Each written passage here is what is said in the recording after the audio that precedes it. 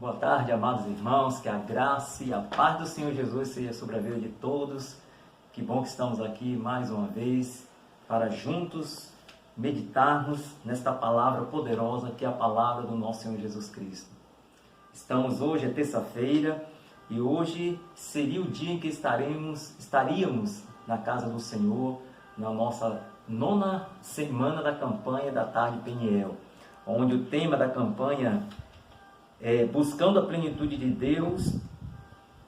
E buscando a plenitude de Deus nós dividimos em alguns subtemas, e o subtema que começa hoje, que serão falados em 2 semanas, este subtema é buscando a plenitude de Deus na saúde emocional e saúde física.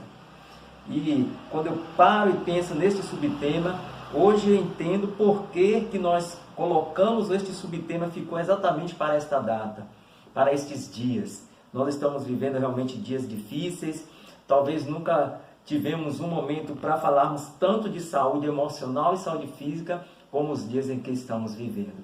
Por isso, sejam todos bem-vindos, estaremos neste momento fazendo uma breve meditação da palavra do Senhor. Eu quero convidá-los a estarem ouvindo a leitura da palavra de Deus que está no livro de Isaías, capítulo 19, a partir do versículo 1, nos diz assim: Acabe fez saber a Jezabel tudo quanto Elias havia feito, e como matara todos os profetas à espada. Então Jezabel mandou um mensageiro a Elias a dizer-lhe: Façam-me os deuses como lhe aprouver, se amanhã a estas horas não fizer eu a tua vida como fizestes a um deles. Temendo, pois, Elias levantou-se e, para salvar a sua vida, se foi e chegou a Berseba, que pertence a Judá, e ali deixou o seu moço. Ele mesmo, porém, se foi ao deserto, caminho de um dia, e veio e se assentou debaixo de um zimbro, e pediu para si a morte, e disse: Basta, toma agora, ó Senhor, a minha alma, pois não sou melhor do que os meus pais. Deitou-se e dormiu debaixo do zimbro. Eis que um anjo tocou-lhe e disse: Levanta-te e come. Olhou ele e viu, junto à cabeceira, um pão cozido sobre pedras em brasas e uma botija de água. Comeu, bebeu e tornou a dormir. Voltou segunda vez o anjo do Senhor, tocou e lhe disse: Levanta-te e come, porque o caminho te será sobremodo longo. Levantou-se, pois, comeu e bebeu, e com a força daquela comida caminhou 40 dias e 40 noites até Horebe, o monte de Deus. Ali entrou numa caverna, onde passou a noite, e eis que ele viu a palavra do Senhor e lhe disse: Que fazes aqui, Elias? Ele respondeu: Tenho sido zeloso pelo Senhor, Deus dos exércitos, porque os filhos de Israel deixaram a tua aliança, derrubaram os teus altares e mataram os teus profetas à espada. E eu fiquei só, e procuram tirar minha vida. Disse-lhe Deus: Sai e ponte neste monte perante o Senhor. Eis que passava o Senhor, e um grande e forte vento fendia os montes, e despedaçava as penhas diante do Senhor. Porém, o Senhor não estava no vento. Depois do vento, um terremoto. Mas o Senhor também não estava no terremoto. Depois do terremoto, um fogo. Mas o Senhor não estava no fogo. E, depois do fogo, um ciclo tranquilo e suave. Ouvindo, Elias envolveu o rosto no seu manto e, saindo, pôs-se à entrada da caverna. E eis que lhe veio uma voz e lhe disse: Que fazes aqui, Elias? Ele respondeu: Tenho sido em extremo zeloso pelo Senhor, Deus dos exércitos, porque os filhos de Israel deixaram a tua aliança, derrubaram os teus altares e mataram os teus profetas à espada. E eu fiquei só, e procuram tirar minha vida. Disse-lhe o Senhor: Vai, volta ao teu caminho para o deserto de Damasco, e em chegando lá, unge Azael, rei sobre a Síria, a Jeú, filho de Nissim, ungirás, rei sobre Israel, e também Eliseu, filho de Safate, de Abel-Meolá, ungirás profeta em teu lugar. Quem escapar à espada de Azael, Jeú matará. Quem escapar à espada de Jeú, Eliseu matará. Também conservei em Israel 7.000, todos os joelhos que não se dobraram a Baal, e toda a boca que não o beijou. Amém, amados? Este é um texto que estava hoje meditando e pensando em uma palavra para os nossos corações, falando-se de saúde física e saúde emocional. Hoje eu quero estar compartilhando e falando neste momento sobre saúde emocional. Como buscarmos a plenitude de Deus na saúde emocional. Nós vemos na vida de Elias que Elias passou por este processo. A Bíblia nos diz, nos capítulos anteriores, capítulo 18 de 1 Reis, vai contar que Elias foi tremendamente usado por Deus para trazer de volta a nação de Israel à adoração ao verdadeiro Deus, ao Deus de Israel, quando ele confronta os profetas de Baal e através da manifestação do poder do Senhor, Elias traz novamente o povo para a presença de Deus. Mas nós observamos aqui, amados, que depois deste grande feito na vida de Elias, manifestado o poder de Deus, Elias, ele começa a passar por uma decadência emocional, ele é abalado emocionalmente, e isto é propício a todas as pessoas. Quantas e quantas vezes nós passamos por momentos de grandes vitórias na nossa caminhada, momentos a qual nós lutamos com grandes inimigos, vencemos e de repente nos vemos tão fragilizados com coisas tão pequenas que vêm sobre nós, ou com algumas outras situações. Nós vamos perceber aqui, eu quero compartilhar com os irmãos como ou quais foram as causas que levaram Elias a essa doença emocional. O que levou Elias a entrar neste declínio emocional a ponto dele tomar estas atitudes? A primeira, amados, primeira coisa que nós percebemos aqui, segundo o texto, que levou Elias a ter uma doença emocional, está no versículo 3, quando diz: temendo, pois, Elias levantou-se para salvar a sua vida.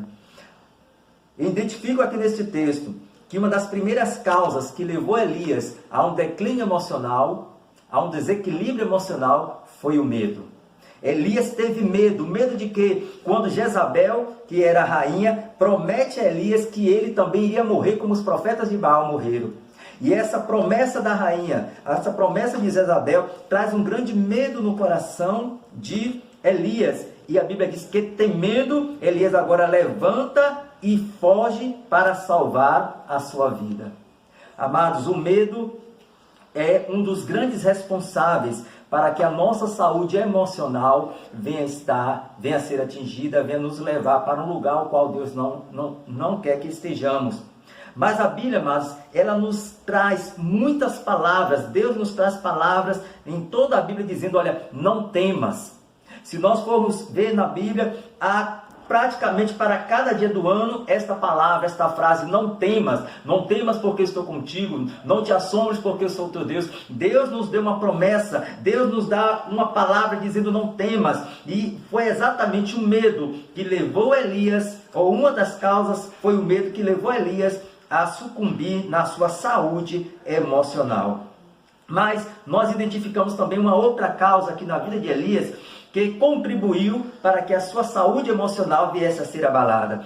Ainda no versículo 3, na parte C desse versículo, vou tornar a leitura do versículo, que diz: temendo, pois, Elias levantou-se e, para salvar a sua vida, se foi e chegou a Berseba, que pertence a Judá. E no finalzinho deste versículo, amados, diz: e ali deixou o seu moço. Elias deixou o seu moço. Elias deixou aquele que o acompanhava. Elias deixou aquele que estava na mesma caminhada com ele. Qual a segunda causa aqui que nós entendemos na vida de Elias, que fez com que a sua saúde emocional viesse a ser abalada? Elias afastou-se de pessoas que tinham a mesma visão espiritual que ele tinha. Ele deixou aquele moço, aquela pessoa que entendia, que compreendia as coisas espirituais. Elias se isolou. E quando ele faz isso, ele abre uma grande brecha para que o inimigo viesse na sua mente, trabalhasse e ele chegasse a esse ponto. Meus queridos e amados irmãos, estamos vivendo estes dias, estes momentos, em que nos afastamos do corpo de Cristo na igreja, no templo, mas dentro da sua casa tem a sua família. Você pode reunir com a sua família, você tem que estar chegado à sua família, nós temos que estarmos juntos, unidos, orando, clamando, louvando ao Senhor, compartilhando o dia a dia. Não podemos nos afastar, porque o afastamento de pessoas, principalmente pessoas que têm a mesma visão espiritual que nós temos, este afastamento nos levará a esta consequência que Elias teve. Por isso, a segunda causa foi o afastamento de pessoas que tinham a mesma visão espiritual. Uma outra lição que nós aprendemos com a vida de Elias, no versículo 4, a Bíblia nos diz: ele mesmo, porém, se foi ao deserto, caminho de um dia, e veio e se assentou debaixo de um zimbro, e pediu para si a morte, e disse: basta, toma agora, Senhor, a minha alma, pois não sou melhor do que os meus pais. A terceira causa que levou Elias a um declínio emocional, aonde ele não estava mais saudável emocionalmente, foi perder a alegria pela vida, se achando coitadinho. Ele diz, esse versículo diz que ele foi para o deserto, ele perdeu a alegria de viver. E além disso tudo, ele se achava coitadinho. Eu quero te dizer, neste momento, que você tem todos os motivos para estar alegre. Porque a Bíblia nos diz que o Senhor derramou o seu sangue, morreu na cruz para nos salvar. E não existe motivo maior para termos alegria do que a nossa salvação. O profeta Abacuque já nos dizia na sua palavra, Abacuque capítulo 3, versículo 17. No finalzinho deste versículo diz que a alegria do profeta estava no Deus da sua salvação. Não importa os problemas, este vírus tão terrível que tem atacado, tem vindo com a força destruidora muito grande sobre as nações, e muitas pessoas estão em pânico, estão tristes, mas não podemos fazer como Elias. Coloque a sua visão na salvação do Senhor, no que ele fez na cruz, e esta alegria inundará o teu coração. E outra coisa na vida de Elias que nós não podemos fazermos é nos acharmos coitadinhos. Muitas vezes nos isolamos, muitas vezes ficamos cabisbaixos, se achando coitadinho. Não, você é importante para Deus. Nós somos importantes para o Senhor. Você tem um grande valor para o teu Deus. Não importa as circunstâncias, se alegre no Senhor, porque você é muito valioso para o Senhor. Mas, pastor, como é que nós podemos vencer essas atitudes que Elias teve? Teve medo, ele se isolou, se deixou a companhia daqueles que tinham a mesma visão espiritual dele e ainda se sentia coitadinho e perdeu a alegria de viver. Como podemos vencer isso? Eu quero falar rapidamente como vencer a doença emocional. E neste mesmo texto vai nos falar, no versículo 8 nos diz: levantou-se, pois, comeu e bebeu, e com a força daquela comida caminhou 40 dias e 40 noites até Horebe, o monte de Deus. Como vencer a doença emocional? Primeiro, é preciso subir ao monte até a presença do Senhor. Amados, montes têm uma ligação muito forte com a presença de Deus. Foi lá no Monte Ararat que a Arca da Aliança pousou, quando Deus dá uma nova chance à humanidade de crescer através da família de Noé.